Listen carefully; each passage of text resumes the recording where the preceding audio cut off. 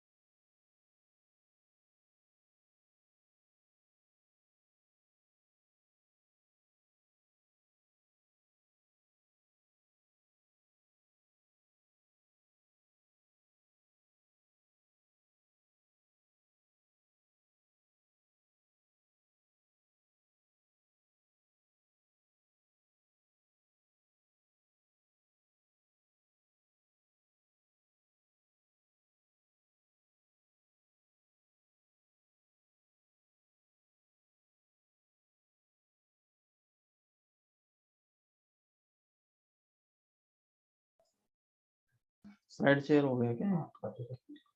वो देखेंगे नहीं पार्टिसिपेंट में जो आप देखो नहीं, ये देखना ही चल रही नहीं चल रही। चला के देखो, ऐसा क्लिक करो, कहीं भी क्लिक कर दो बस एक बार। कर्सर कहाँ है? ये रहा, बस चलेगी। एक बार बच्चों से जरूर कंफर्मेशन लेना। कितने 10 बजे चलेगी ना ये? हाँ, पर आजकल 15 मिनट पहले कर दिया ना, स्टार्ट हो जाती है, आपको सेटिंग करने का टाइम मिल जाता है, उसमें 10 मिनट खराब हो जाते थे।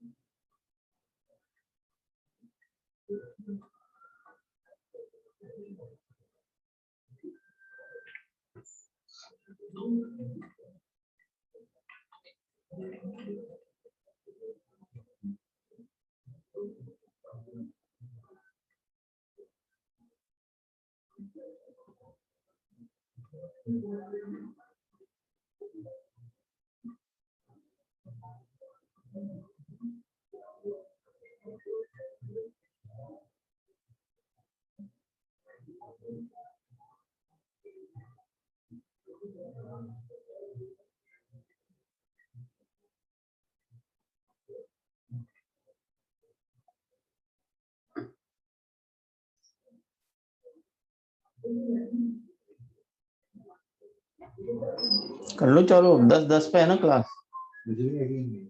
10-10 का है टाइम टेबल में तो। पार्टिसिपेट मिल जाएंगे आपको। मैं देखो एक मिनट इधर आओ। इसके बाद ये जो पार्टिसिपेट है ना, ये अपने आप जुड़ जाएंगे यहाँ पे। अभी तो आप ही हो। क्लास शुरू होते हैं, क्लास होते जुड़ते जाएंगे, बढ़ते जाएंगे। इसको बंद कर दो अभी, हाँ कर दो, बंद क्यों कर? पार्टिसिपेंट वाले को। हाँ बंद कर दो ना, कोई दिक्कत नहीं। फिर इधर आ जाएंगे ना। हाँ ये यहाँ जुड़ते जाएंगे चैट में। हाँ अनम्यूट करना मुझे बस है। और म्यूट कर दो ना, पार्टिसिपेट को भी कर दो चाहो तो। हम्म भाई अभी अनम्यूट कर दें क्या? हाँ कर दो, ताकि वो जो भी आएंगे वो आपस में बैकग्राउंड से जो आवाज आती है ना वो आएगी। ये कहाँ से ले लिया, इसको मत लेना, नहीं तो फिर वो नहीं लॉन्च मीटिंग थोड़ी ले रहा हूँ मैं, बस वो तो गलती से क्लिक हो जाए ना, आप करो इधर। नहीं नहीं इसको नहीं। मिनिमाइज कर दो, देखते हो दिखेगा ही नहीं वो। बस और भी कर दो। इसको इधर ले लें क्या भाई? हाँ ले लो, आप जाओ चाहो वहां रख सकते हो। अभी जैसे टाइम होगा पार्टिसिपेट जुड़ जाएंगे। हम्म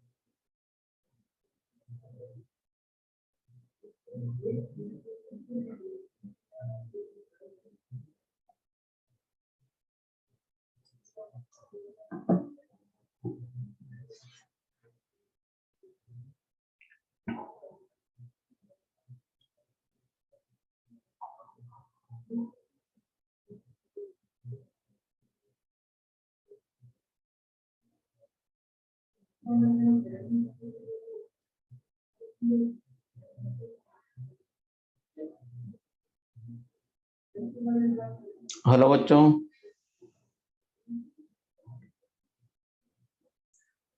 हेलो बच्चों, आवाज आ रही है सबको?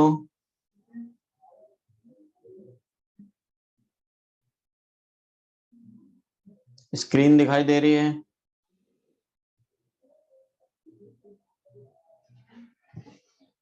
स्क्रीन विजिबल है सबको?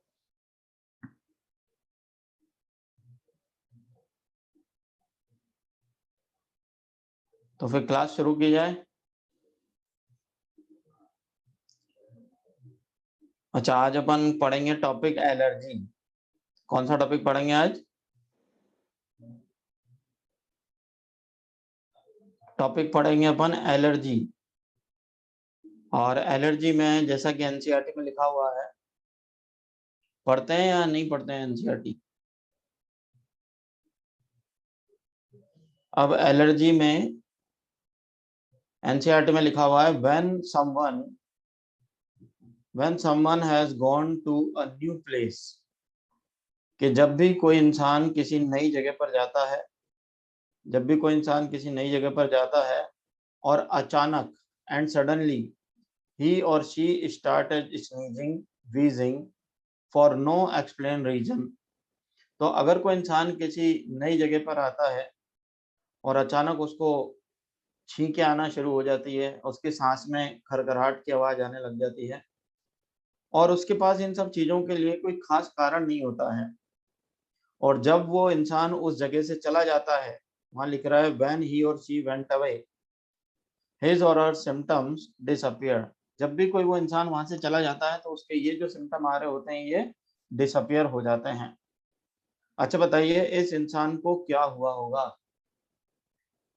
कि जब ये नई जगह पर गया तो अचानक उसको छींकें आनी शुरू हो गई है और उसकी सांस में खरखराहट की आवाज होने लगी है, और जब वो उस स्थान से वापस चला जाता है, उस जगह से वापस आ जाता है, तो ये सारे सिम्टम ऑटोमेटिक नॉर्मल हो जाते हैं, तो उस इंसान को हुई होगी एलर्जी। अब देखो एलर्जी में देखो क्या है डेफिनेशन, अपन यहाँ ध्यान दें, एलर्जी क्या है, exaggerated response of our immune system to certain antigen present in the environment। ये जो हमारे इम्यून सिस्टम का एक बढ़ा हुआ रेस्पॉन्स है, एलर्जी हमारे इम्यून सिस्टम का एक बढ़ा हुआ रेस्पॉन्स है किसके अगेंस्ट, कुछ एंटीजन के अगेंस्ट जो इन्वायरमेंट में प्रेजेंट होते हैं।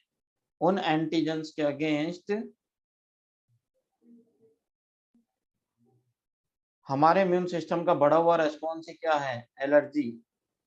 बिल्कुल क्लास 10 पर ही शुरू हुई है, आप टेंशन ना लें, पहले शुरू नहीं हुई है, और अभी अपनी पहली स्लाइड चल रही है, ये फर्स्ट स्लाइड है। तो एलर्जी क्या है, हमारे इम्यून सिस्टम का एनवायरनमेंट में प्रेजेंट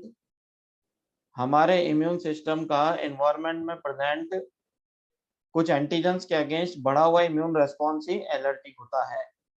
अब देखिए, और ऐसे substance, the substance to which an immune response is produce are called allergens.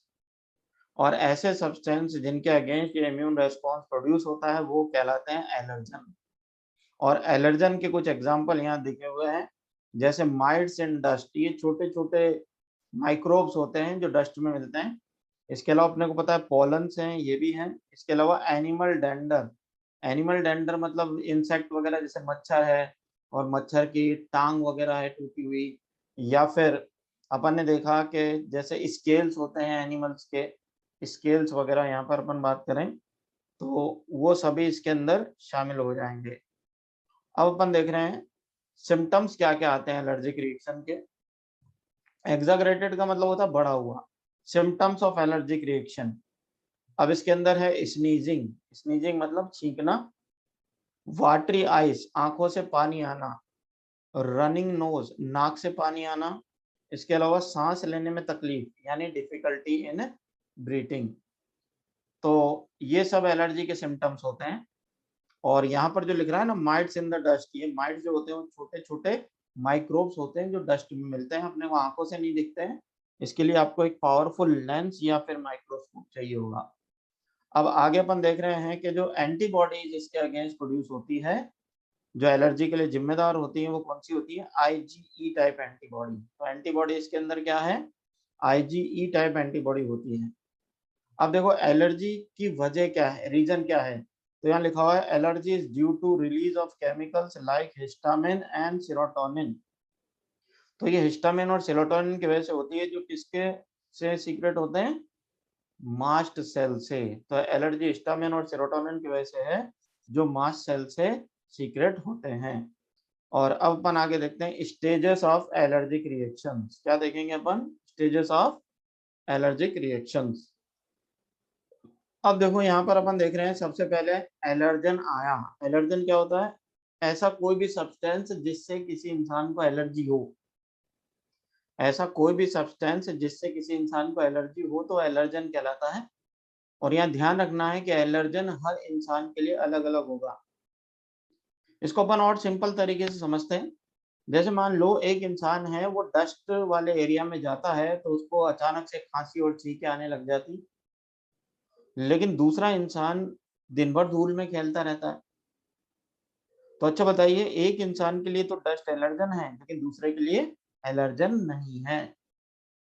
तो इसका मतलब क्या होगा कि एलर्जन हर एक पर्सन के लिए डिफरेंट होता है, और जरूरी नहीं है कि एक इंसान के लिए जो एलर्जन हो वो सभी के लिए एलर्जन हो। जैसे किसी को डस्ट एलर्जी होती है, किसी को नहीं होती है। तो इस तरह से अपन ये कह रहे हैं कि एलर्जन हर एक के लिए अलग अलग होगा, सबके लिए एलर्जन एक जैसा काम नहीं करेगा।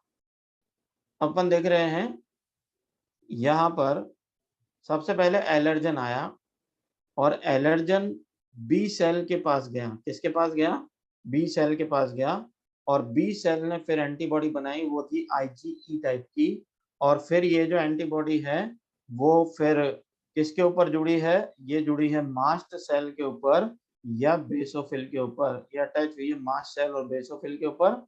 यहाँ पर ये देखो, ये IgE रिसेप्टर हैं, तो ये मास्ट सेल और बेसोफिल के ऊपर होते हैं आईजी रिसेप्टर, इनके ऊपर ये आईजी एंटीबॉडी जुड़ती है और इसके अटैच होने के बाद ये सेल सेंसिटाइज हो जाती है, ये सेल्स सेंसिटाइज हो जाती है और सेंसिटाइज होने के बाद जैसे ही एलर्जन यहाँ पे जुड़ा, ये सेंसिटाइज हो गई है और फिर इसने सीक्रेशन शुरू कर दिया है। और सीक्रेशन किसका हुआ है? हिस्टामिन, सेरोटोनिन और हिपेरिन, जिसके अंदर मेनली हिस्टामिन और सेरोटोनिन इसका रोल होता है किसके अंदर? एलर्जी में। तो यहाँ पर अपन बात कर रहे हैं कि जो हिस्टामिन सेरोटोनिन है उसका रोल होता है एलर्जी में। अब इसको एक और बार समझो। सबसे पहले एलर्जन आया, एलर्जन को बी सेल्स ने पकड़ा, बी सेल्स ने प्रोडक्शन किया किसका? एंटीबॉडीज का, और वो एंटीबॉडी क्या होगी? एंटीबॉडी आईजीई होगी। फिर यहाँ मास्ट सेल है, मास्ट सेल के ऊपर आईजीई रिसेप्टर है, इस आईजीई रिसेप्टर पर एलर्जन अटैच हो गया है, तो ये सेल सेंसिटाइज हो गई है और सेंसिटाइज होने के बाद इसने हिस्टामिन, सेरोटोनिन वगैरह का सीक्रेशन शुरू कर दिया है और उसकी वजह से एलर्जी हो गई है। टिश्यू में हम इनको मास्ट सेल कहते हैं और ब्लड में इन्हीं को क्या कहते हैं अपन? बेसोफिल। एलर्जन का मतलब होता है कोई भी सब्सटेंस जिससे किसी इंसान को एलर्जी हो, वो एलर्जन है। अब देखो आगे अपन बात करें कि ऐसी कौन सी दवाइयां हैं जिससे एलर्जी के सिम्टम बहुत जल्दी रिड्यूस हो जाते हैं, तो वो है एंटीहिस्टामिन। वो कौन सी दवाइयां होती हैं? एंटीहिस्टामिन, और इसके अलावा एड्रीनालिन, और इसके अलावा स्टेरॉइड्स। तो हम एलर्जी के सिम्टम्स को मिनिमाइज कर सकते हैं एंटीहिस्टामिन से, इसके अलावा एड्रीनालिन से या स्टेरॉइड से। इनसे बहुत जल्दी इसके सिम्टम क्या हो जाते हैं? मिनिमाइज हो जाते हैं, रिड्यूस हो जाते हैं। बिल्कुल एंटीजन एलर्जन भी हो सकता है, तो अगर कोई एलर्जी कॉज कर रहा है तो उसको अपन एंटीजन नहीं बल्कि क्या कहना ज्यादा सही होगा? एलर्जन कहना ज्यादा सही होगा। अब इसके बाद अपन देखते हैं आगे, एलर्जी का कारण जानने के लिए, एलर्जी का कारण जानने के लिए क्या करते हैं? आपको याद है एलर्जी टेस्ट होता है, एलर्जी का पता लगाने के लिए आजकल एलर्जी टेस्ट होता है और उसके अंदर उस पर्सन को जो पॉसिबल एलर्जेंस होते हैं उनकी छोटी छोटी सी डोज उसमें इंजेक्ट की जाती है। एलर्जन की छोटी छोटी डोज उस पर्सन में इंजेक्ट की जाती है और फिर जो पर्सन जिस केमिकल के अगेंस्ट सेंसिटिव होता है उसकी लिस्ट बना ली जाती है, उसकी लिस्ट बना ली जाती है और फिर उसको वो पूरी लिस्ट पकड़ा दी जाती है कि भाई आपको इतने सारे चीजों से एलर्जी है। तो यहाँ पर अपने को ध्यान देना है कि एलर्जी का कारण पता करने के लिए क्या किया जाता है? Allergy test. और एलर्जी टेस्ट के अंदर अपन क्या करेंगे? उस पर्सन को छोटे छोटे डोज देंगे पॉसिबल एलर्जेंस के, और पॉसिबल एलर्जेंस में से जिन जिन से वो सेंसिटिव होगा उन सब की लिस्ट बना करके अपन दे देंगे। हिस्टामिन आपको पता ही है वैसोडाइलेशन करता है, ये सब अपन पहले से पढ़ चुके हैं। अब यहाँ पर अपन देखते हैं कि common examples of allergy, common example of allergy, और इसके अंदर अपन देखेंगे सबसे पहले ब्रोंकियल अस्थमा। क्या देखेंगे? Bronchial asthma. अब आप लोगों में से कुछ कह रहे सोच रहे होंगे कि सर कई सारे इंसान हैं जिनको तो बहुत ही कम चीजों से एलर्जी होती है या नहीं होती है, तो इसकी वजह क्या है? भाई देखो एनसीईआरटी क्या कहती है कि आजकल मेट्रो सिटी के बच्चों में एलर्जी के केसेस बढ़ रहे हैं। और मेट्रो सिटी के बच्चों में एलर्जी के केसेस क्यों बढ़ रहे हैं? क्योंकि उनको बचपन से ही क्या है? ओवर प्रोटेक्टिव एनवायरनमेंट दिया गया है, उनको बचपन से ही ओवर प्रोटेक्टिव एनवायरनमेंट दिया गया है। जैसे अपन ने देखा अगर किसी बच्चे को एक्स्ट्रा केयरिंग एनवायरनमेंट मिलेगा तो उसका इम्यून सिस्टम फिर हाइपर सेंसिटिव हो जाएगा, तो वो इतनी आसानी से अडेप्ट नहीं हो पाएगा। तो इसीलिए मेट्रो सिटी के बच्चों में एलर्जी के केसेस बढ़ जाते हैं। अब देखो एग्जांपल्स ऑफ एलर्जी अपन देख रहे हैं। एग्जांपल ऑफ एलर्जी में सबसे पहले है ब्रोंकियल अस्थमा, उसके बाद है हे फीवर। हे फीवर होता है allergy due to pollen grains. Hay fever क्या होता है? Allergy due to pollen grains. Pollen grain से अगर एलर्जी है तो हे फीवर होता है। इसके अलावा एनाफाइलैक्टिक शॉक अभी थोड़ी देर में पढ़ेंगे अपन, तो इसके अंदर क्या होता है, ये सब एलर्जी के एग्जाम्पल हैं। अब ब्रोंकियल अस्थमा क्या होता है? यहाँ पर देखिए ब्रोंकियल अस्थमा, तो ब्रोंकियल अस्थमा को अपन कॉमन लैंग्वेज में अस्थमा भी कह देते हैं। ब्रोंकियल अस्थमा को अपन क्या कहते हैं, कॉमन लैंग्वेज में अस्थमा भी कह देते हैं। और ये जो एलर्जी होती है ये लंग्स की एलर्जी है। किसकी एलर्जी है ये लोअर रेस्पिरेटरी ट्रैक्ट की एलर्जी है या ये लंग्स की एलर्जी है। तो अगर आपसे पूछे भाई अस्थमा क्या है, तो अस्थमा क्या है, ये है allergy of lower respiratory tract. अब देखो इसके अंदर अपन देख रहे हैं आगे कि इसके सिम्टम्स क्या क्या होंगे, ये इसके कैरेक्टरिस्टिक क्या क्या होंगे। तो इसके अंदर देखो स्पाज्म, स्पाज्म मतलब पेनफुल कॉन्ट्रैक्शन। स्पाज्म का मतलब होता है painful contraction of smooth muscles present in the wall of bronchi and bronchiole. तो ब्रोंकी और ब्रोंक्यूल के जो स्मूथ मसल्स होते हैं उनमें पेनफुल कॉन्ट्रैक्शन हो जाता है। तो देखो ब्रोंकी और ब्रोंक्यूल्स के जो स्मूथ मसल्स होते हैं उनमें पेनफुल कॉन्ट्रैक्शन हो जाता है, इसको ये इसके सिम्टम होते हैं ब्रोंकियल अस्थमा के। अब वहां पर देखो क्या हो रहा है कि वहां जब इन्फ्लामेशन हो गया है, पेनफुल कॉन्ट्रैक्शन हो गया है, तो वहां से ढेर सारा म्यूकस, वहां की म्यूकस मेम्ब्रेन ढेर सारा म्यूकस सीक्रेट करना शुरू कर देती है। स्पाज्म मतलब अभी बताया ना, पेनफुल कॉन्ट्रैक्शन। अब देखो यहाँ पर जब ढेर सारा म्यूकस हो गया तो जो एयर पैसेज वगैरह की जो दीवारें हैं वो एयर पैसेज क्या हो जाता है, वो कॉन्ट्रैक्ट हो जाता है। और ऐसे में इंसान को खांसी आने लगती है। क्या आने लगती है, खांसी आने लगती है।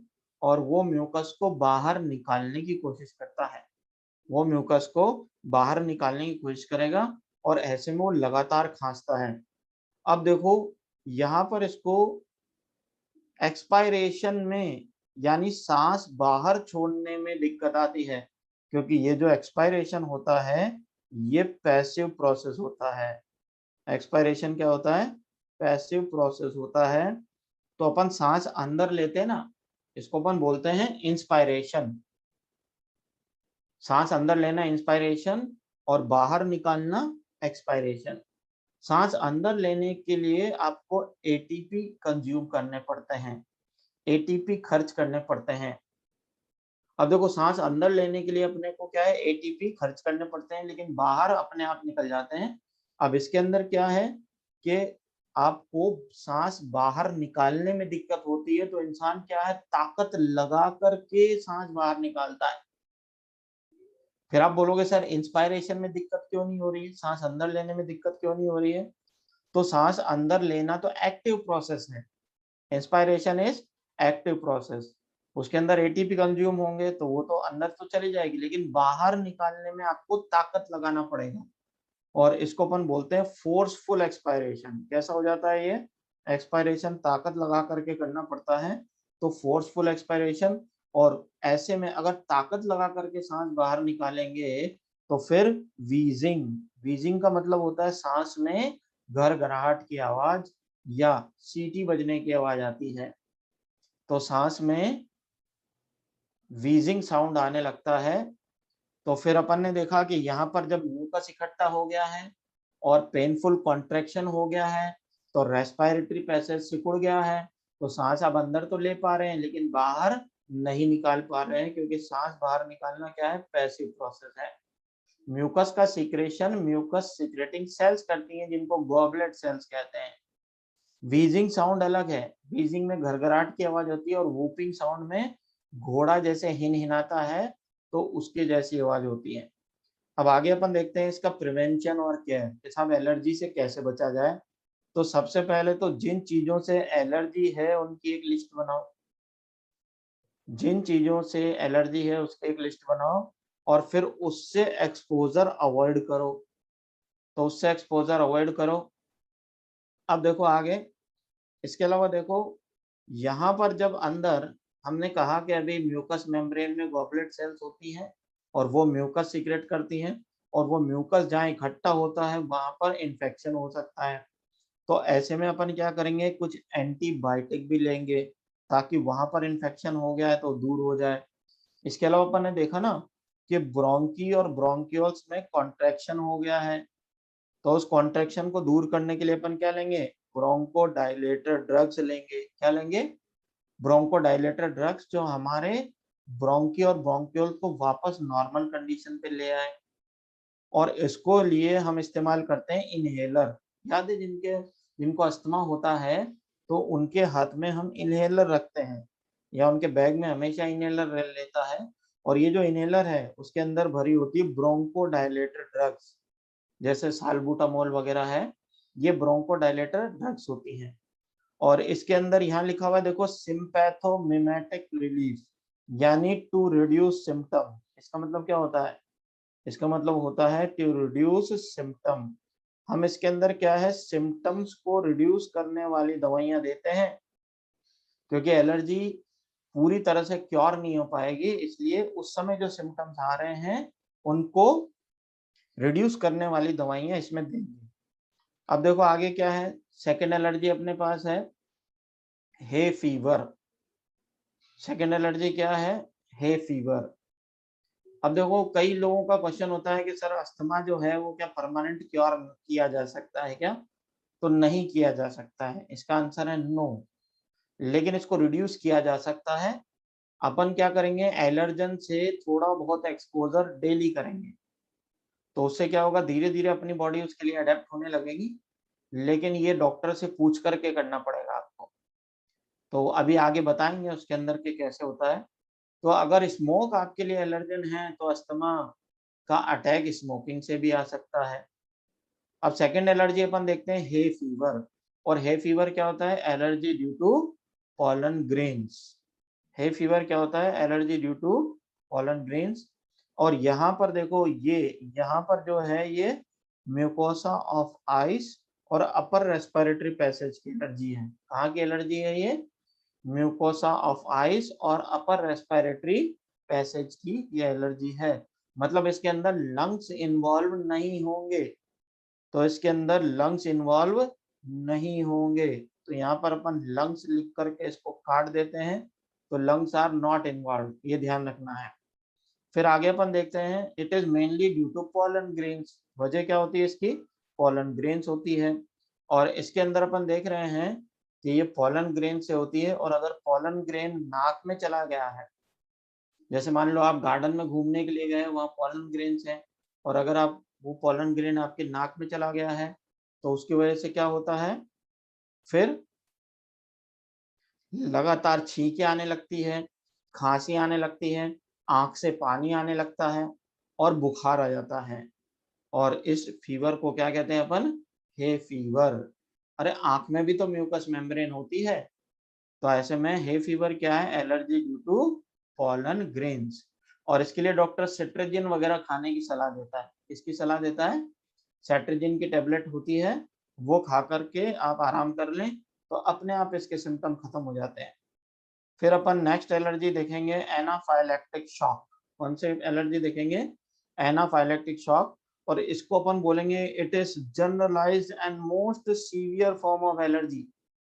ये एलर्जी की सबसे सीवियर फॉर्म है, सबसे खतरनाक कंडीशन है एलर्जी की, ये सबसे खतरनाक कंडीशन है एलर्जी की। अब देखो एलर्जी में क्या होता है, एनाफाइलेक्टिक शॉक सबसे खतरनाक एलर्जी है, और इसके अंदर इंसान कुछ ही मिनटों में मर जाता है।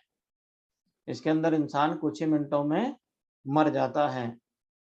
अब यहाँ पर लगभग सभी बॉडी के टिश्यू इन्वॉल्व होते हैं, इसके अंदर बॉडी के लगभग सभी टिश्यू इन्वॉल्व होते हैं, और कुछ ही मिनटों के अंदर एलर्जन की एंट्री होती है।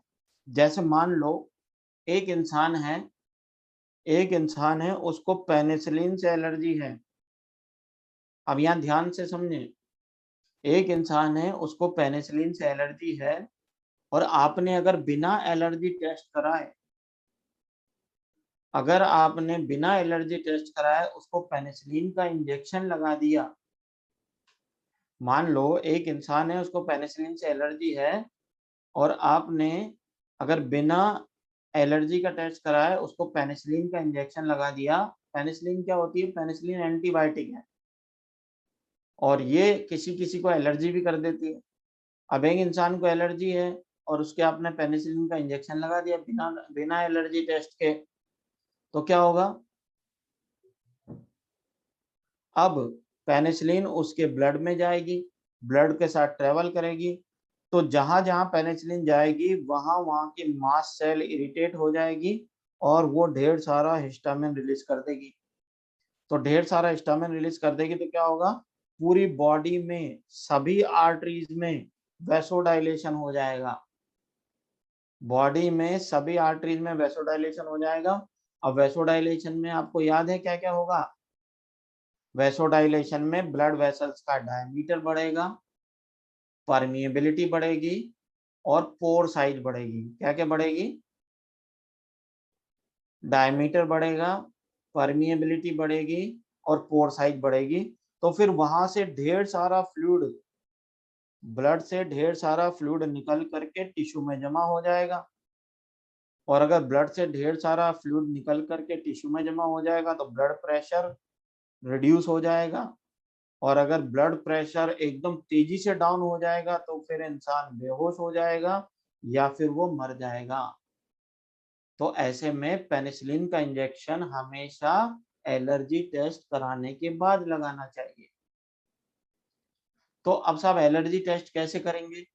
सबसे पहले पेनिसिलिन का इंजेक्शन लेंगे, सबसे पहले पेनिसिलिन का इंजेक्शन लेंगे और पेनिसिलिन के इंजेक्शन में से थोड़ी सी पेनिसिलिन उसके हाथ में इंजेक्ट कर देंगे, 1 बूंद या 2 बूंद पेनिसिलिन। अब 1 या 2 बूंद पेनिसिलिन उसके हाथ में इंजेक्ट कर देंगे और फिर आधे घंटे के लिए उसको वहां पर पेन से निशान लगा के छोड़ देंगे। और अगर उस इंसान में पेनिसिलिन से एलर्जी है तो जहां आपने पेनिसिलिन की 1-2 बूंद डाली है ना, वहां पर रेडनेस हो जाएगी, इचिंग होने लगेगी, खुजली होने लगेगी। और फिर हमको पता चल जाएगा कि भाई ये इंजेक्शन इसके अंदर एलर्जी कर रहा है। तो इसीलिए अपने को ज्यादातर जो दवाइयां हैं उनमें तो सेफ हैं, लेकिन कुछ एंटीबायोटिक ऐसी हैं जो एलर्जी कॉज करती हैं। तो या तो डॉक्टर इनको प्रिस्क्राइब नहीं करता है, और अगर ये प्रिस्क्राइब करता है तो फिर वो एलर्जी टेस्ट के साथ पड़ता करता है। ठीक है। अब देखो यहाँ पर मेरा क्वेश्चन है कि more and more children in metro cities of India suffer from allergy and asthma, why? बताइए इसका आंसर क्या होगा? कि मेट्रो सिटी के बच्चे जो हैं आजकल एलर्जी और अस्थमा से बहुत ज्यादा इफेक्ट हो रहे हैं। हाँ जी, तो बचपन में ही एक्स्ट्रा केयरिंग एनवायरनमेंट है, इसलिए उनका इम्यून सिस्टम जो होता है वो ओवर रिएक्टिव हो जाता है, हाइपर सेंसिटिव हो जाता है और फिर उनके अंदर एलर्जी होने लगती है। चलो अब आगे चलते हैं। जैसे आप एलर्जी से प्रोटेक्शन कैसे किया जाए, तो सबसे पहले तो एलर्जन से दूर रहो। अगर आप चाहते हैं कि आपको एलर्जी ना हो तो आप अपने एलर्जन खुद पहचान, एलर्जन पहचान करके एलर्जन के कांटेक्ट में आने से बचो।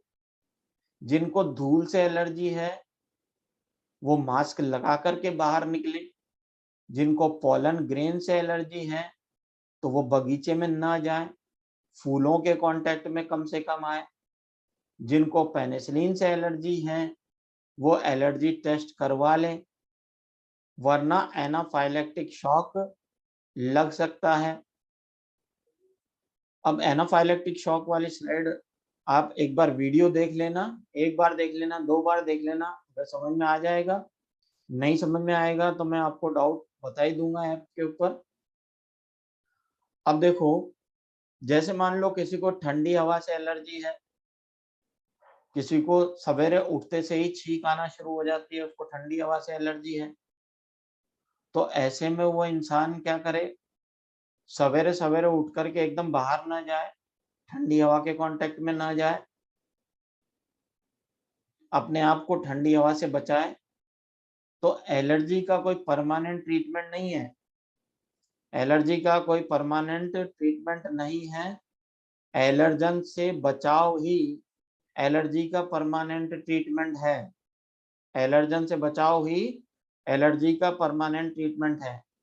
जो बार बार कह रहे हैं टेस्ट सिलेबस क्या होगा, उनके लिए बता दूं कि 14 मई तक जितना भी पढ़ा दिया जाएगा वो सब टेस्ट में आएगा। 14 मई तक जितना भी पढ़ा दिया जाएगा वो सब टेस्ट में आएगा, वहां तक आप अच्छे से तैयार कर लो। खुश। अब आगे चलते हैं ऑटो इम्यूनिटी पर।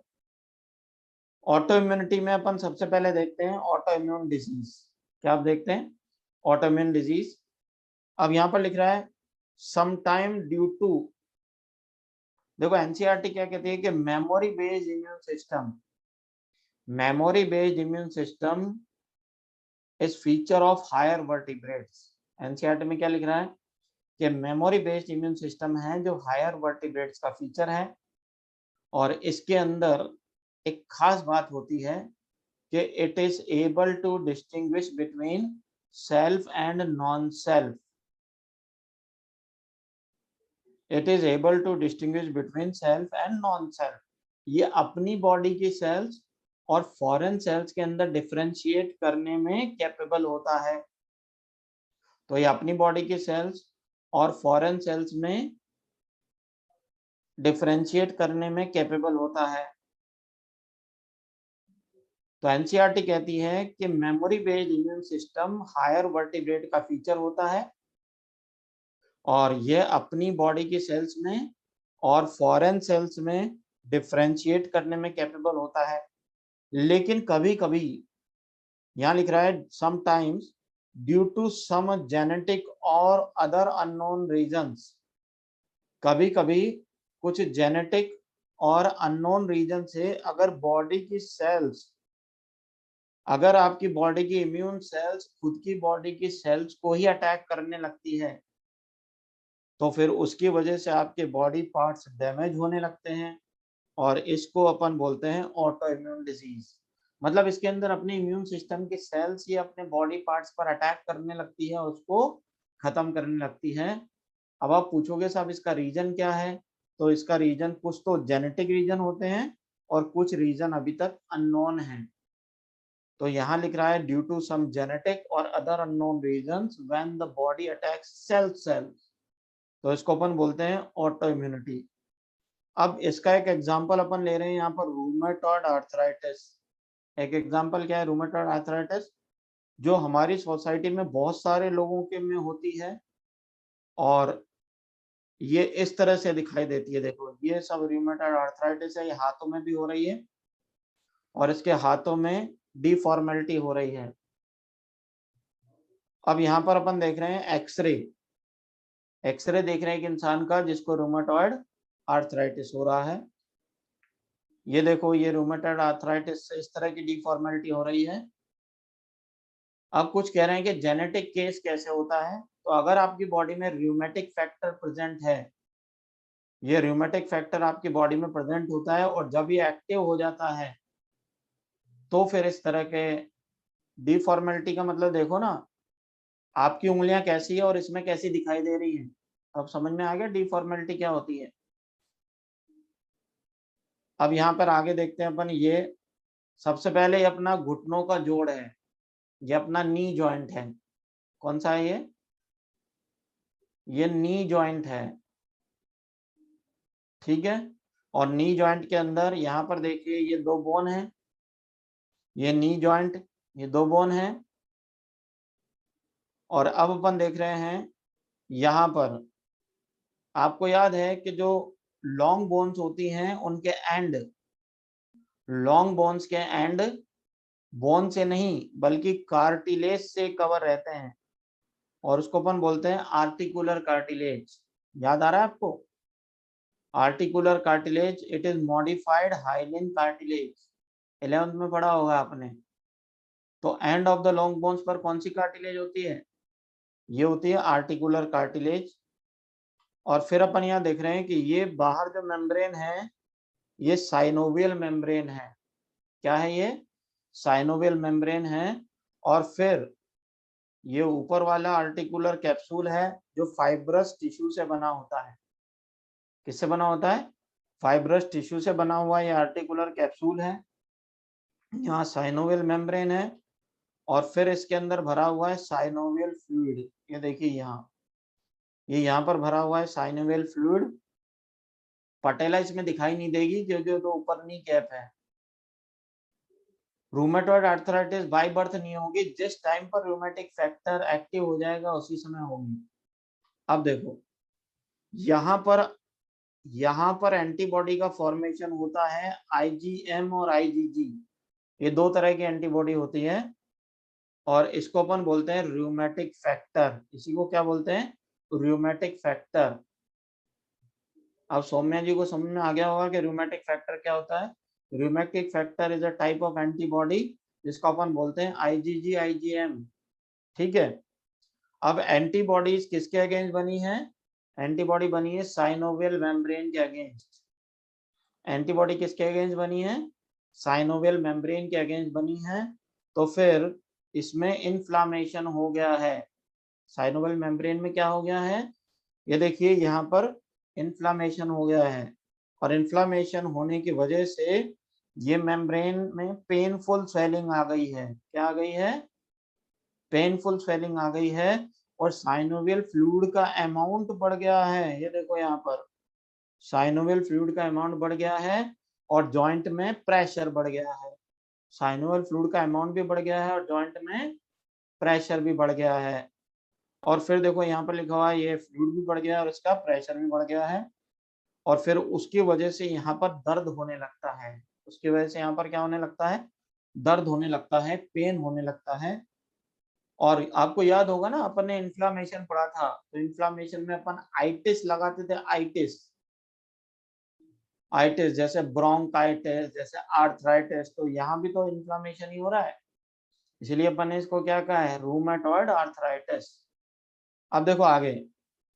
अब ये जो डैमेज साइनोवियल मेम्ब्रेन है, ये जो डैमेज साइनोवियल मेम्ब्रेन है वो फिर अंदर कुछ ग्रैन्यूल्स बनाती हैं जिनको पेनस ग्रैन्यूल्स कहते हैं। क्या कहते हैं? पेनस ग्रैन्यूल्स कहते हैं। फ्लूइड बढ़ रहा है तो प्रेशर भी बढ़ेगा ना। अगर एक बैलून के अंदर आप पानी भरे जा रहे हो भरे जा रहे हो भरे जा रहे हो तो प्रेशर बढ़ेगा या नहीं उसके ऊपर।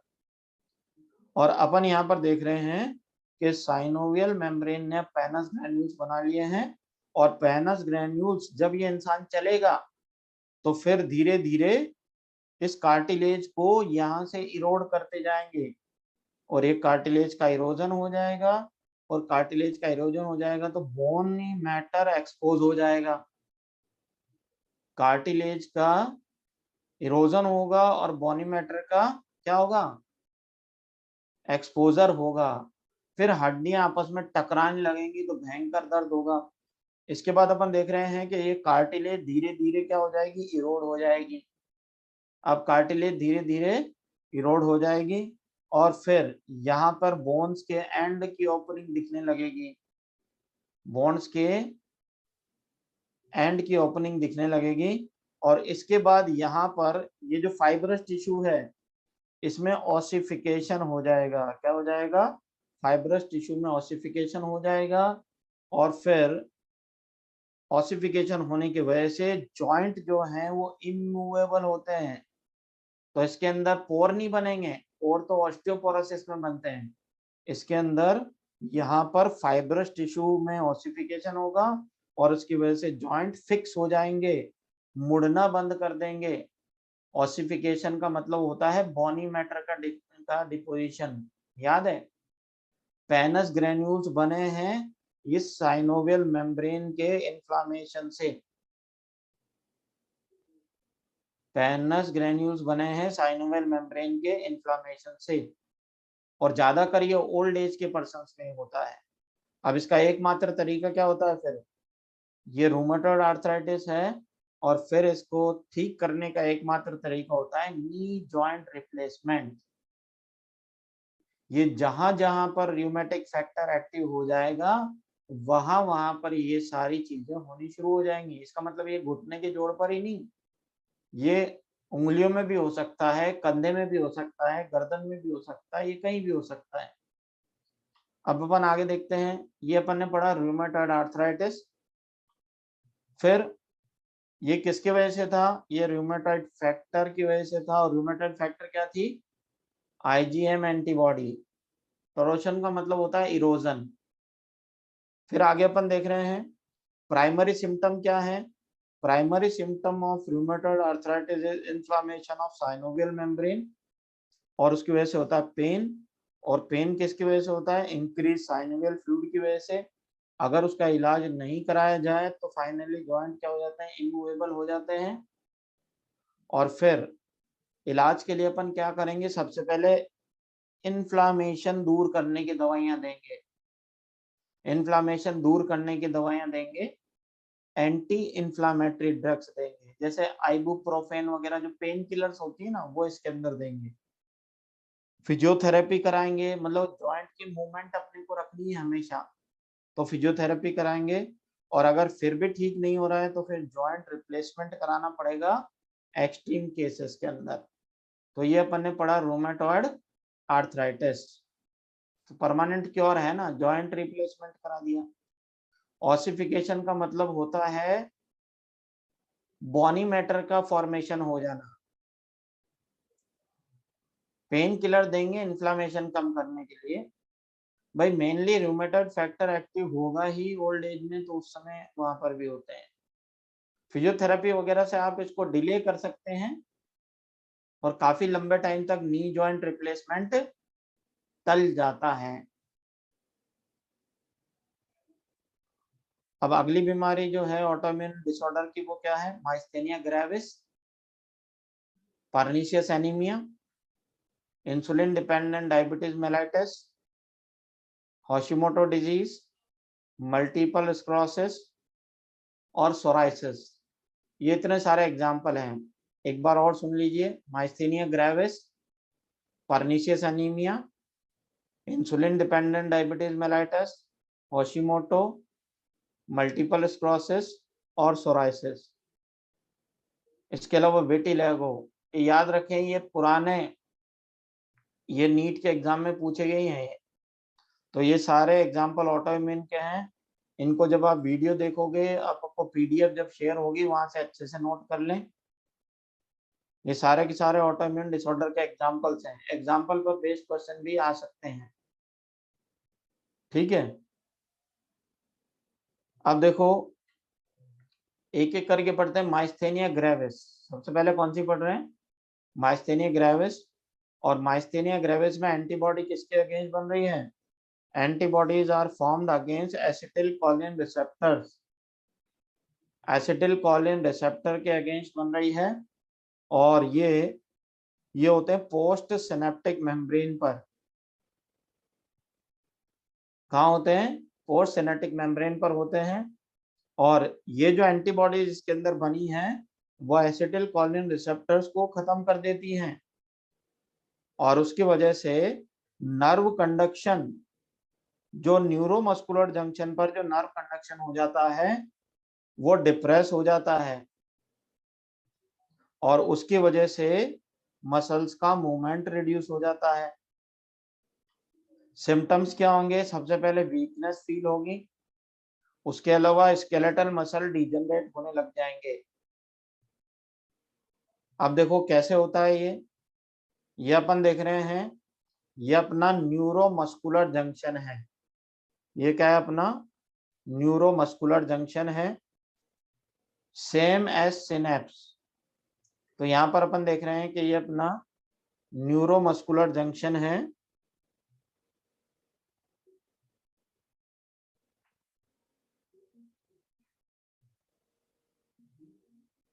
न्यूरोमस्कुलर जंक्शन है, ये बिल्कुल सिनेप्स के जैसा होता है, सिनेप्स के जैसा होता है। अब देखो यहाँ पर, ये यहाँ पर है एसिटिलकोलिन रिसेप्टर्स। यहाँ पर क्या है? Acetylcholine receptors. ये जो ग्रीन ग्रीन कलर से जो दिख रहे हैं ना, ये यहाँ पर ये एसिटिलकोलिन रिसेप्टर्स हैं। और ये अपना नर्व फाइबर है, यहाँ से न्यूरोट्रांसमीटर एसिटिलकोलिन निकल रहा है। ये देखो ये सब एसिटिलकोलिन है, ये जो ब्राउन कलर से आपको दिखाई दे रहा है ये एसिटिलकोलिन है, और ये नर्व एंडिंग से निकला है, और ये जाकर अटैच होगा एसिटिलकोलिन रिसेप्टर्स पर। और एसिटिलकोलिन रिसेप्टर्स पर ये अटैच होते ही मसल एक्टिवेशन होगा और मसल कॉन्ट्रैक्शन होगा। इसके बाद मसल का क्या हो जाएगा? मसल कॉन्ट्रैक्शन हो जाएगा। अब यहाँ पर देखो एंटीबॉडीज बन गई है, ये क्या है, ये एंटीबॉडी है, यहाँ लिखा हुआ है एंटीबॉडी। एंटीबॉडी किसके अगेंस्ट बनी है बताओ, एंटीबॉडी किसके अगेंस्ट बनी है बताओ, एसिटिल कोलिन रिसेप्टर के अगेंस्ट बनी है। और फिर धीरे धीरे ये एंटीबॉडीज एसिटिल कोलिन रिसेप्टर पे बाइंड हो जाएगी। तो बताइए एसिटिल कोलिन बाइंड हो पाएगा या नहीं, नहीं हो पाएगा। तो फिर बताओ मसल कॉन्ट्रैक्शन होगा या नहीं, मसल कॉन्ट्रैक्शन नहीं होगा तो धीरे धीरे स्केलेटल मसल्स वीक होने लगेंगे और वो डीजनरेट होने लगेंगे। तो इसके अंदर एंटीबॉडी प्रोडक्शन किसके अगेंस्ट हो रहा है, एसिटिल कोलिन रिसेप्टर के अगेंस्ट। इसके अंदर एंटीबॉडी किसके अगेंस्ट बन रही है, एसिटिल कोलिन रिसेप्टर के अगेंस्ट। और वो जाकर के कहाँ बाइंड हो रही है, एसिटिल कोलिन रिसेप्टर्स पर।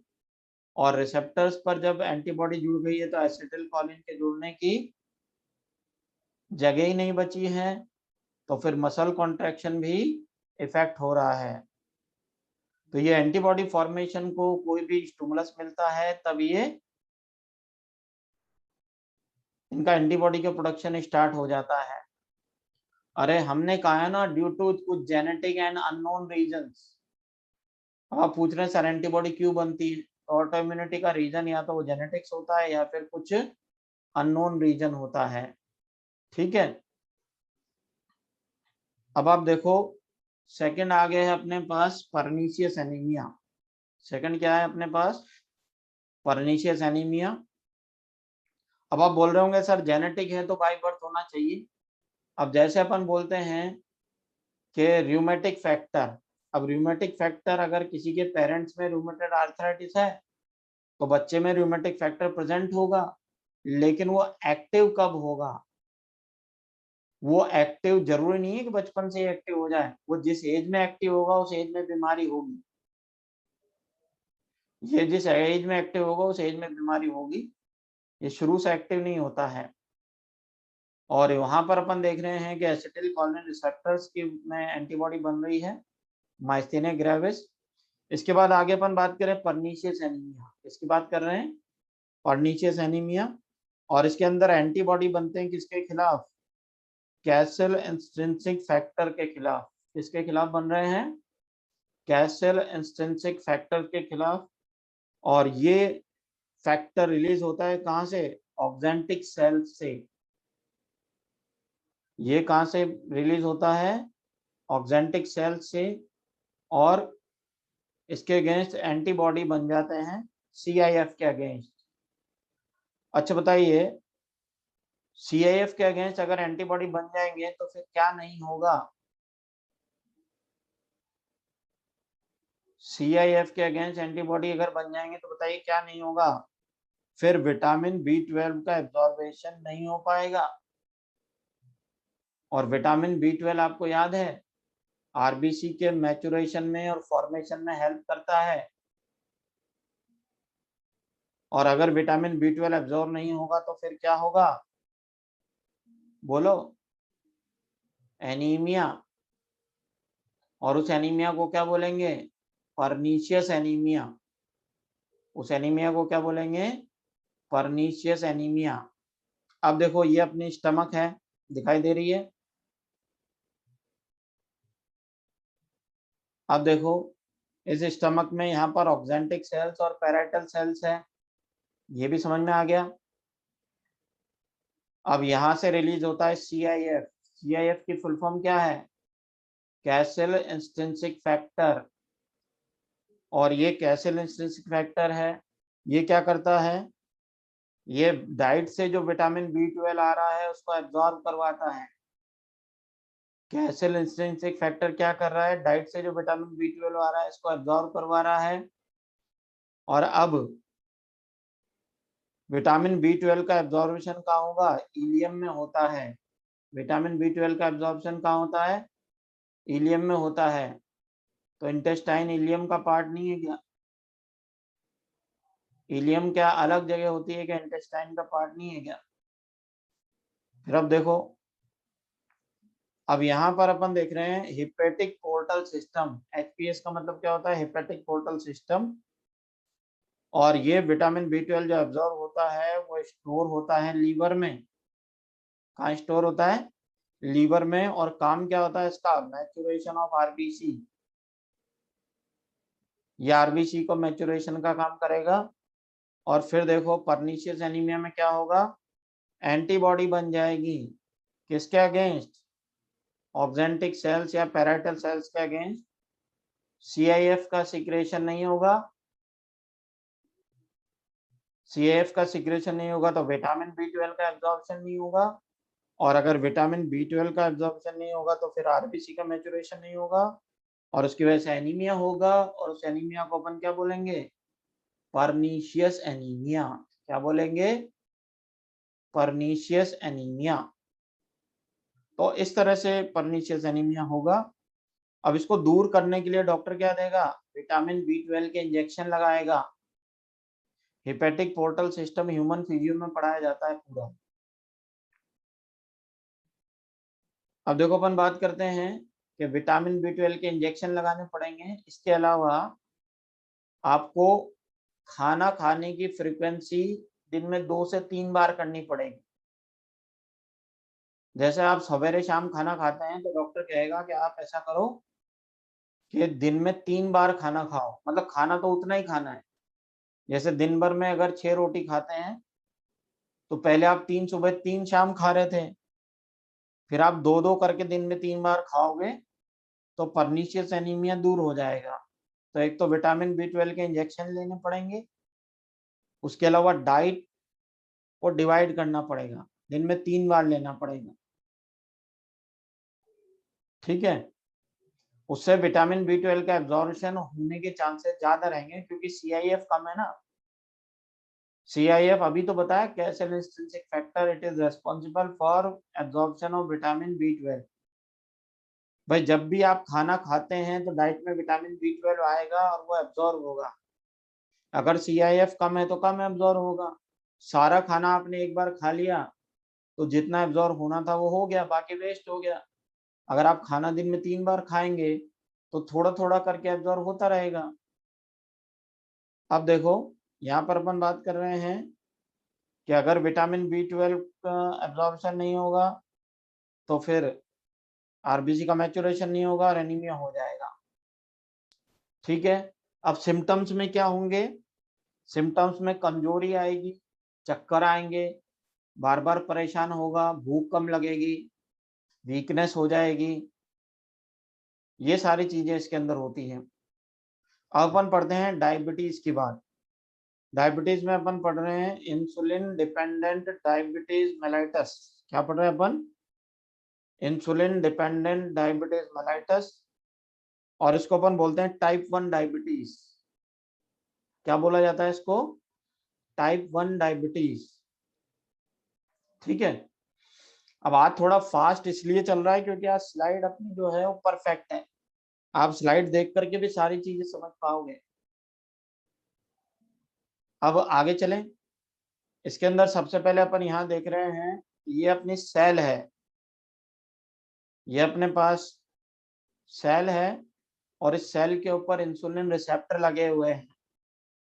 सेल के ऊपर क्या लगे हुए हैं? इंसुलिन रिसेप्टर लगे हुए हैं। और ये अपने पास है पैनक्रियास। क्या है यहाँ पर? पैनक्रियास। ठीक है। अब देखो पैनक्रियास की कौन सी सेल्स इंसुलिन रिलीज करेंगी? बोलिए। Beta cell. और बीटा सेल कहाँ मिलेंगी? बीटा सेल कहाँ मिलेंगी? Islet of Langerhans. कहाँ मिलेंगी? Islet of Langerhans. वहां पर बीटा सेल्स हैं, पैनक्रियास पर हैं और ये रिलीज करती हैं कौन सा हार्मोन? बोलिए। ये रिलीज करती हैं इंसुलिन। और ये इंसुलिन हार्मोन कहाँ अटैच हो रहा है? ये इंसुलिन हार्मोन देखिए कहाँ अटैच हो रहा है? इंसुलिन के रिसेप्टर पर। और फिर यहाँ पर इसको कैरी करने के लिए GLUT4 रिसेप्टर होते हैं अपनी सेल के अंदर। अपनी सेल के अंदर ग्लूकोज को कैरी करने के लिए कौन से रिसेप्टर होते हैं? अपनी सेल में ग्लूकोज को कैरी करने के लिए कौन से रिसेप्टर होते हैं? GLUT4 receptor. तो ये जो GLUT4 रिसेप्टर हैं, ये ग्लूकोज को एब्जॉर्ब करवाएंगे। क्या करवाएंगे? ये GLUT4 रिसेप्टर ग्लूकोज को एब्जॉर्ब करवाएंगे। लेकिन कब करवाएंगे? जब इंसुलिन हार्मोन आकर के इंसुलिन रिसेप्टर पर बाइंड हो जाएगा, जब। और फिर ये देखो, ये यहाँ पर हैं GLUT4 रिसेप्टर्स, और ये ग्लूकोज को अंदर लेंगे। ग्लूकोज अंदर कब आएगा? जब इंसुलिन यहाँ आएगा। ग्लूकोज अंदर कब आएगा? जब इंसुलिन यहाँ आएगा। तो इंसुलिन इधर आते ही GLUT4 रिसेप्टर एक्टिव हो गए, और बाहर ब्लड में जो ग्लूकोज पड़ा था, उस ग्लूकोज को अंदर ले आए। बाहर ब्लड में जो ग्लूकोज था, उस ग्लूकोज को अंदर ले आए। अब देखो आगे, इंसुलिन डिपेंडेंट डायबिटीज मेलाइटिस, इसके अंदर बताइए एंटीबॉडी किसके अगेंस्ट बन रही थी? एंटीबॉडी किसके अगेंस्ट बन रही थी? Against beta cell of pancreas. और उसकी वजह से क्या हो गया था? इंसुलिन का प्रोडक्शन कम हो गया था, तो इंसुलिन की डेफिशिएंसी हो गई थी। इंसुलिन का प्रोडक्शन कम हो गया था, तो इंसुलिन की डेफिशिएंसी हो गई थी। और उसकी डेफिशिएंसी से क्या होगा? ब्लड में तो ग्लूकोज रहेगा। अरे ब्लड में तो ग्लूकोज रहेगा, लेकिन सेल में ग्लूकोज कम हो जाएगा। तो बोलो कहाँ ग्लूकोज ज्यादा होगा, कहाँ ग्लूकोज कम हो जाएगा?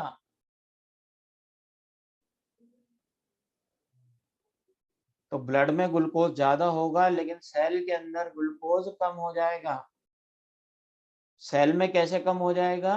क्योंकि इंसुलिन जब तक सेल के रिसेप्टर पर बाइंड नहीं होगा, तब तक ग्लूकोज अंदर आएगा ही नहीं। समझ गए? अब देखो आगे, अब इसके अंदर क्या होगा? हाइपरग्लाइसीमिया। हाइपरग्लाइसीमिया मतलब इंक्रीज ब्लड ग्लूकोज।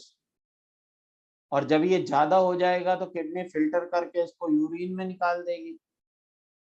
तो इसको अपन बोलेंगे ग्लाइकोसूरिया, यानी ग्लूकोज इन यूरिन। इसको अपन बोलेंगे ग्लूकोज इन यूरिन। इसके अलावा पॉलीयूरिया, भाई बार बार इसको बाहर निकालना पड़ेगा ना, तो बार बार टॉयलेट जाएगा, तो पॉलीयूरिया। अच्छा बताओ, बार बार अगर टॉयलेट जा रहा है तो बॉडी में पानी की कमी होगी या नहीं? बार बार टॉयलेट जा रहा है तो बॉडी में पानी की कमी होगी, तो फिर बहुत प्यास लगेगी। इसको बोलेंगे पॉलीडिप्सिया। बहुत प्यास लगेगी तो क्या बोलेंगे? पॉलीडिप्सिया। अच्छा, ब्लड में तो ग्लूकोज ज्यादा है, लेकिन सेल तो भूखी है ना, तो ऐसे में हंगर सेंटर जागा रहेगा।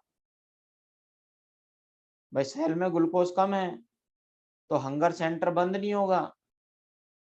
तो फिर अपन इसको बोलेंगे बार बार खाना खाएगा, इंक्रीज हंगर, पॉलीफेगिया। बहुत ज्यादा भूख लगेगी। तो जो डायबिटीज का पेशेंट होता है, वो ढेर सारा खाना खाता है, ढेर सारा पानी पीता है, और बार बार टॉयलेट जाता है। हाइपर ग्लाइसीमिया, हाइपर मतलब ज्यादा, ग्लाइसीमिया मतलब ब्लड ग्लूकोज।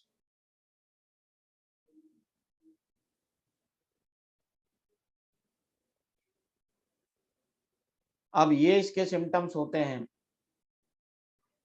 अब बार बार खाएगा तो मोटापा तो हो ही जाएगा। अब देखो यहां पर बात करते हैं अपन होशिमोटो डिजीज। अच्छा, इसको अपन शुगर की बीमारी नहीं कहते, इसको अपन डायबिटीज कहते हैं। कई लोग कहते हैं ना उसको शुगर हो गई। अरे शुगर तो खाने की चीज है, वो किसी को कैसे हो सकती है? शुगर क्या है? ये तो मीठा पॉलीसेकेराइड होता है, इसको अपन खाते हैं। बीमारी डायबिटीज होती है, शुगर नहीं। इसलिए अपने को ध्यान रखना है, किसी को भी बोले ना, तो बोले क्या हुआ है? कि डायबिटीज हुई है, शुगर नहीं। हाँ, मधुमेह इसको हिंदी में बोलते हैं। चलिए जी, अब आगे बढ़े अपन। हाइपरग्लाइसीमिया का मतलब होता है इंक्रीज ब्लड ग्लूकोज। आज तक शुगर बोलते थे तो ठीक है, अब करेक्ट कर लेना। अच्छा, आप जितना ज्यादा मीठा खाओगे डायबिटीज में, उतना ही ब्लड ग्लूकोज बढ़ता हुआ चला जाएगा। और देखो, ब्लड ग्लूकोज बढ़ने से बहुत सारी प्रॉब्लम्स होंगी। अरे, किडनी को ज्यादा काम करना पड़ रहा है ना। बोलिए, किडनी में को ज्यादा काम करना पड़ रहा है या नहीं? क्योंकि उसको जो एक्स्ट्रा ग्लूकोज है उसको बाहर निकालना है। और अगर किडनी बेचारी ओवरलोडेड काम करेगी तो बताओ, किडनी को फेल होने होने में ज्यादा टाइम नहीं लगेगा। तो इसके अंदर किडनी फेलियर के चांस भी बढ़ जाएंगे। इसके अलावा कोलेस्ट्रॉल भी बढ़ जाएगा, तो हार्ट अटैक के चांसेस बढ़ जाएंगे। तो जो डायबिटीज होती है उसको साइलेंट किलर बोलते हैं।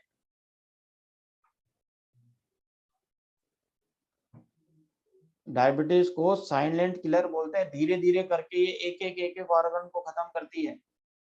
नर्वस सिस्टम को भी डैमेज कर देती है। इंक्रीज ब्लड ग्लूकोज जो होता है वो न्यूरॉन्स को डैमेज करने लगता है। न्यूरॉन्स को डैमेज करने लगता है तो फिर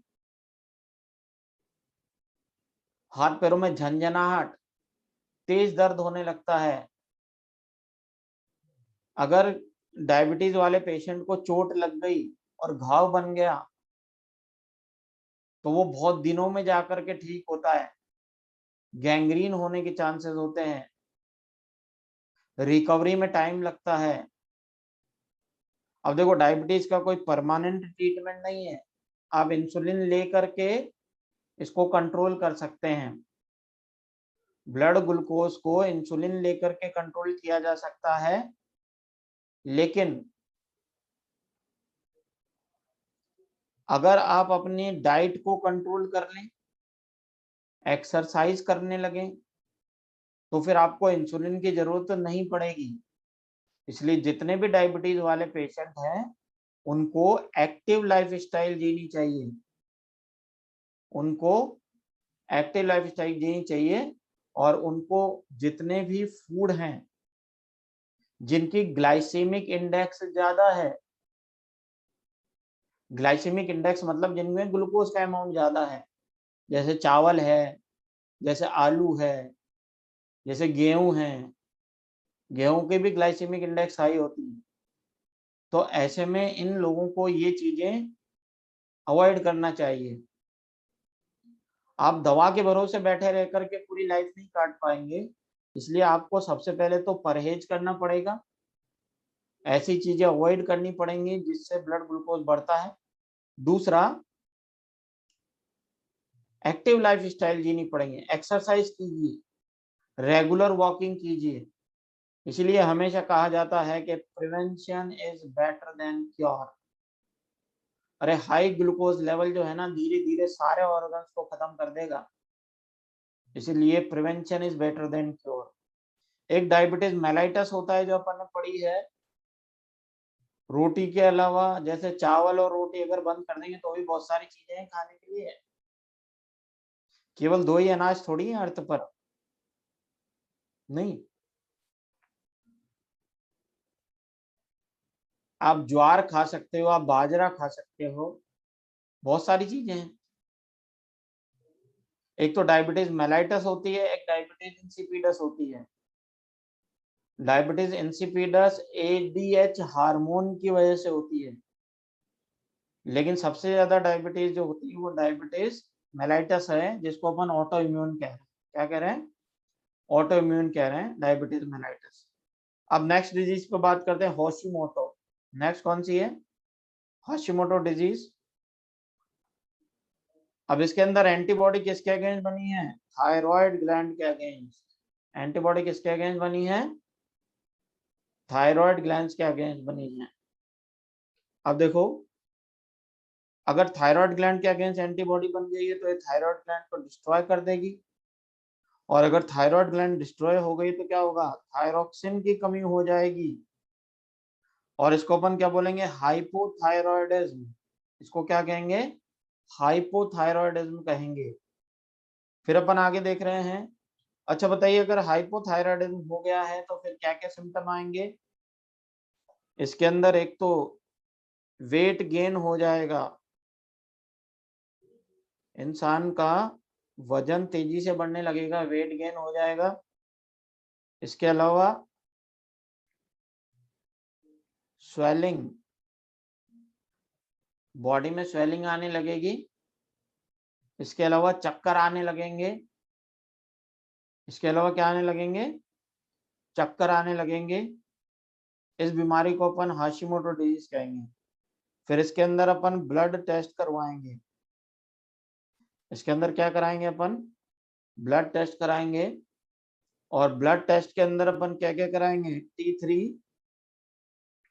T4 और TSH का टेस्ट कराएंगे। T4, T3 और TSH का टेस्ट कराएंगे। थायराइड प्रोफाइल करवाएंगे। और उसके बाद जितनी वैल्यू होती है, फिर इसका जो ट्रीटमेंट होता है, इसका जो ट्रीटमेंट होता है वो होती है thyroxine sodium salt tablet. Thyroxine sodium salt tablet ये लेनी पड़ती है खाना खाने से पहले, लेकिन इसकी डोज डॉक्टर सेट करेगा कि कितनी गोली आपको खानी है। तो जितना ज्यादा आपका थायरोक्सिन कम आया है, उतनी आपको गोली ज्यादा खानी पड़ेगी।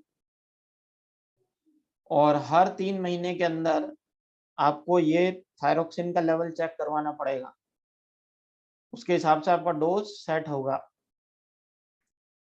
तो ये चीज अलग है, ये हाशिमोटो डिजीज है।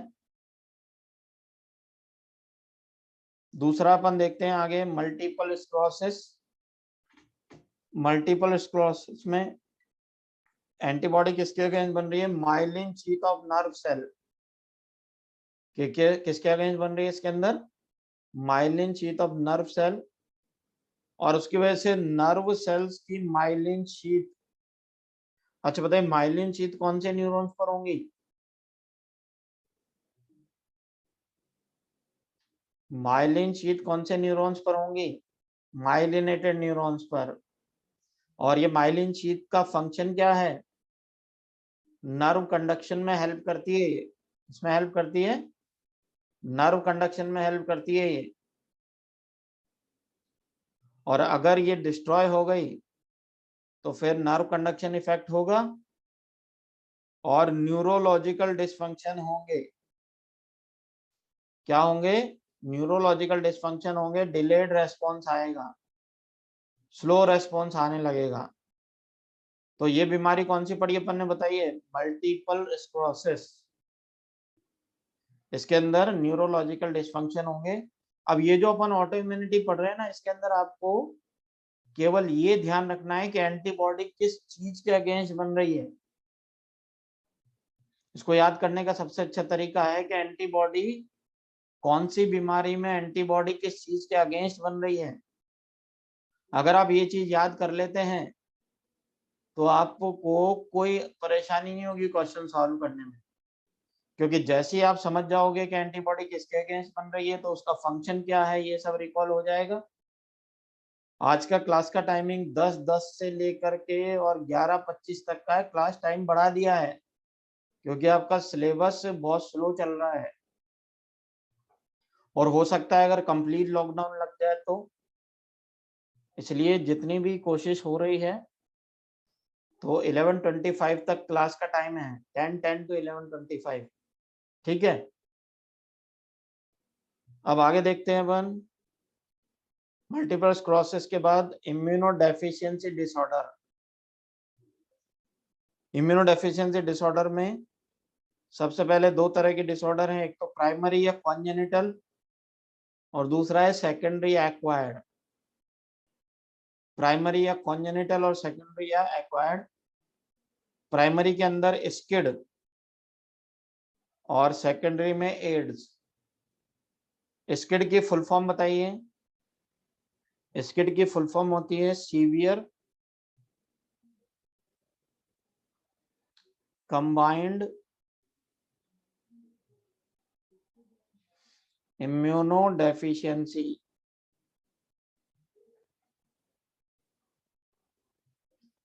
सीवियर कंबाइंड इम्यूनो डेफिशिएंसी, इसको अपन बोलते हैं स्किड्स।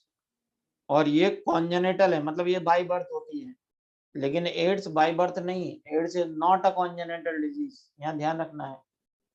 और ये है एक्वायर्ड। अब एक एक करके अपन पढ़ते हैं। सबसे पहला स्किड। स्किड की फुल फॉर्म बताइए। Severe combined immuno deficiency. और इसके अंदर जीन म्यूटेशन हो जाता है, और जीन म्यूटेशन होने की वजह से एक एंजाइम नहीं बनता है, और उस एंजाइम का नाम है एडीए, एडीए एंजाइम। और एडीए एंजाइम की फुल फॉर्म है एडिनोसिन डीएमिनेज। तो यहाँ क्या हो गया, जीन म्यूटेशन हो गया, और जीन म्यूटेशन होने की वजह से एक एंजाइम की कमी हो गई, और वो एंजाइम था एडीए, एडिनोसिन डीएमिनेज। और ये एडीए क्या करता है, ये एडीए मैचुरेशन में हेल्प करता है। ये एडीए क्या करता है, मैचुरेशन में हेल्प करता है। किसके मैचुरेशन में, बी लिम्फोसाइट और टी लिम्फोसाइट के मैचुरेशन में हेल्प करता है। और अगर एडीए नहीं होगा तो बताइए क्या होगा। फुल फॉर्म लिखी हुई है भाई, एडीए की फुल फॉर्म यहाँ लिखी हुई है। हाँ जी बताइए, अगर एडीए नहीं होगा तो क्या नहीं होगा, किसका मैचुरेशन नहीं होगा। और अगर बी और टी मैच्योर नहीं होंगे तो बताओ इम्यूनिटी स्ट्रांग होगी या वीक होगी। हाँ, तो इम्यूनो डेफिशिएंसी हो जाएगी या नहीं। और इस बीमारी को क्या बोलेंगे, इसमें बी और टी दोनों ही नहीं है ना। अरे बी और टी दोनों ही नहीं है ना, इसलिए क्या बोलेंगे अपन, सीवियर कंबाइंड। बी और टी दोनों ही नहीं है, इसलिए क्या बोलेंगे, सीवियर कंबाइंड इम्यूनो डेफिशिएंसी। और फिर अब जब बेचारे का इम्यून सिस्टम ही अच्छे से डेवलप नहीं हुआ, तो बताइए इन्फेक्शन ज्यादा होंगे या कम होंगे। और इन्फेक्शन ज्यादा होंगे तो फिर अर्ली एज में डेथ होने के चांसेस बहुत ज्यादा हो जाएंगे। और अब क्या किया जाए साहब, इसका ट्रीटमेंट होता है जीन थेरेपी। ट्रीटमेंट क्या होता है, जीन थेरेपी। और अब देखो जीन थेरेपी में जेनेटिक्स के अंदर आप पढ़ते हो जीन थेरेपी किस तरह से की जाती है। अगली अपन बात करेंगे एड्स। किसकी बात करेंगे, एड्स की बात करेंगे। और एड्स की फुल फॉर्म बताइए।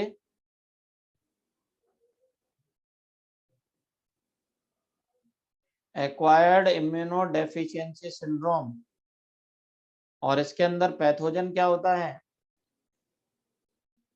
इसका पैथोजन क्या होता है, HIV, human immuno deficiency virus. और ये किस पर अटैक करता है, सिंड्रोम इसलिए कहा क्योंकि सिंड्रोम का मतलब होता है ग्रुप ऑफ सिम्टम्स। सिंड्रोम का मतलब क्या होता है, ग्रुप ऑफ सिम्टम्स। क्योंकि इसके अंदर टी हेल्पर सेल खत्म हो जाएंगे ना, तो AMI CMI नहीं आ पाएगी, तो फिर ढेर सारी बीमारियों के सिम्टम आएंगे। इसलिए अपन ने इसको क्या बोला, सिंड्रोम। इसके अंदर टी हेल्पर का काउंट बढ़ जाता है या कम हो जाता है। अच्छा, यहाँ पर लिखा हुआ है नॉर्मल टी हेल्पर का काउंट कितना होता है, इसको अपन ऐसे लिख सकते हैं 900 इंटू 10⁶। अरे लिख सकते हैं क्या, 900 इंटू 10⁶। और फिर ये डिक्रीज होकर के कितना पहुंच जाता है, डिक्रीज होकर के पहुंच जाता है 200 इंटू 10⁻⁶। और इस कंडीशन को अपन एड्स कहते हैं। इस कंडीशन को क्या कहते हैं? एड्स कहते हैं। तो इसके अंदर टी हेल्पर का काउंट लो हो जाता है। टी हेल्पर का फंक्शन तो एएमआई सीएमआई में पढ़ ही चुके होंगे आप।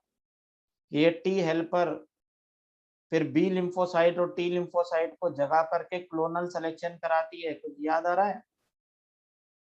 और अगर टी हेल्पर ही मर गया तो बताइए बी लिम्फोसाइट और टी लिम्फोसाइट एक्टिव होंगे या नहीं होंगे? नहीं होंगे ना।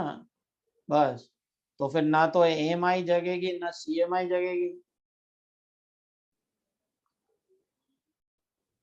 और इसीलिए अपन इसको क्या बोल रहे हैं? Acquired immuno deficiency syndrome. और सिंड्रोम का मतलब क्या होता है? सिंड्रोम का मतलब क्या होता है? Group of symptoms. तो एचआईवी वायरस है और बीमारी एड्स है। एचआईवी क्या है? वायरस है। और बीमारी क्या है? एड्स है। अब देखो आगे अपन बात करते हैं। ये वाली जो एड्स वाली जो चीज है ये अपने एनसीईआरटी में पीछे दी हुई है, लास्ट में दी हुई है। तो अपन इसको भी क्या करेंगे? लास्ट में ही डिस्कस करेंगे। और इसके बाद अपन आगे पढ़ेंगे ह्यूमन हेल्थ और डिजीज में। सबसे पहले disease in humans, drug, alcohol, tobacco abuse, biomedical technique और एक्स्ट्रा पॉइंट।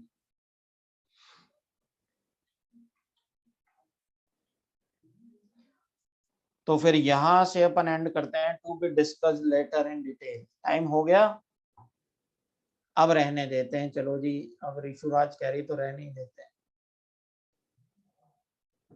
एड्स बता दो थोड़ा सा। अरे टू बी कंटिन्यूड है ना, तभी तो नेक्स्ट एपिसोड देखने में मजा आएगा।